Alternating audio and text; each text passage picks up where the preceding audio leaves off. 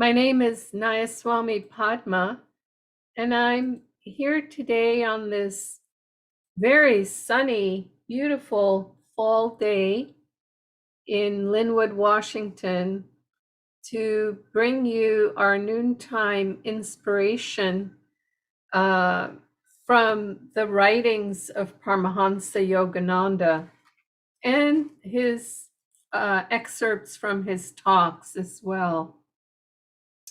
Now, on Wednesday, I offered this one short quote and read both that quote plus the one for today to give you a sense of the dynamic interchange between the two. So Wednesday's quote was, "You can't love God and at the same time be unkind to your associates. You can't love him and be full of wrath. How you behave toward others both reflects your inner consciousness and conditions it." And today's quote is, "Never imagine that you can win God's love if you cannot win the love of your fellow creatures. As you love him, so should you love him in all." Now, these two quotes, as I said, sound very similar, but in reality, they are quite different. The one last Wednesday, 2 days ago, was talking more about not relating to others when we're full of wrath, when we're full of heated emotions, not to be unkind to our associates and expect to win God's love. And today's quote talks more about winning God's love by experiencing the love of God in our hearts and sharing it with others. Both are very important practices on the spiritual path. And for today's quote, I'm reminded, I'm drawn to practicing the presence of God. That's what it is about. It is about doing whatever we can to fill our hearts and our minds with the inspiration for the inner life, to meditate, to go deep in our meditations, not simply to sit still and be hopeful that our minds and hearts will become still. We have to do the practices. We have to practice the techniques. We have to be practicing the presence of God during the daytime, seeing the divine in others, as this reading is talking about, and relating from your divine center to their divine center.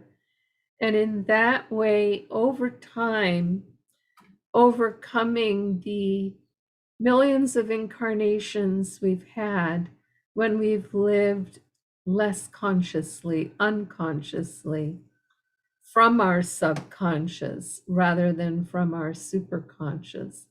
And this takes practice to overcome that inertia. And many of us feel that love mostly for people we can relate to, and that's a good start.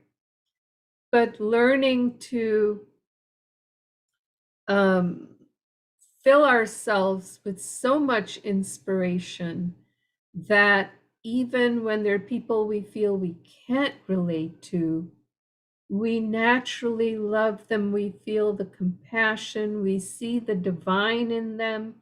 We see their higher potential and relate to that higher potential. And in time, we experience, we relate to them from a place of love to a place of love. You know, when we treat people with kindness, it will, in time, even if it doesn't do so immediately, if it's sort of a hardcore, difficult person, in time, it will soften the heart of that person, and kindness will come in response to the kindness that we are giving to them. It takes time, it takes diligence, it takes practice, it takes filling all the thoughts in this little brain, this little dimension between the two fingers that I'm pointing at, with inspiration, reading the teachings, meditating on the teachings, you know, breathing deeply, practicing not only meditation, but asanas, energization, things that will help us to relax and to be able to sit still in body and in mind and in heart. And that's more than anything what this reading is about, is developing the natural love of our own hearts, because the divine is residing within us, developing that natural love and sharing that love, seeing that love in, as this reading said, in our fellow creatures. So that's the other side of the coin of, or I should say, it's the um, partner, the matching quote with Wednesday's quote. They go together beautifully. Joy to you, and we'll see you again on Monday. Bye-bye now.